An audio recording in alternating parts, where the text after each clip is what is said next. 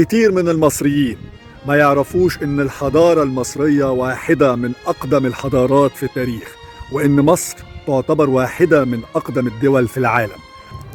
الحضارة المصرية القديمة كانت محل اهتمام العالم كله، اللي كان عايز يعرف سر الحياة جه مصر، وابتدوا يرسلوا بعثات لدراسة التاريخ والحضارة المصرية وفك أسرار الحياة ما قبل الميلاد. بعض دول العالم دلوقتي بتدرس مادة عندها في جامعاتها اسمها الإيجيبتولوجي عشان يتعرفوا على التاريخ المصري وأصل الحياة. الحضارة المصرية القديمة العظيمة اللي اتهموها بأنها حضارة كفر ووثنية، وهي بعيدة تماما كل البعد وبريئة من هذا الاتهام الباطل.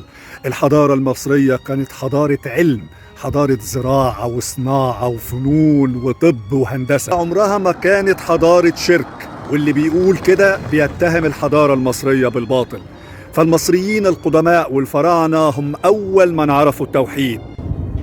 المؤرخ والكاتب الكبير ويل ديورانت قال إن الحضارة المصرية القديمة كانت بارعة في الطب. قال إن الطب انتشر في عهد المصريين القدماء اللي كان بيتميز بالعلم والبحث والمعرفة، واتنقل بعد كده لليونان، ومن اليونان للرومان، وإلى الآن بتجينا الأدوية اللي كانت محل دراسات المصريين القدماء على ضفاف النيل.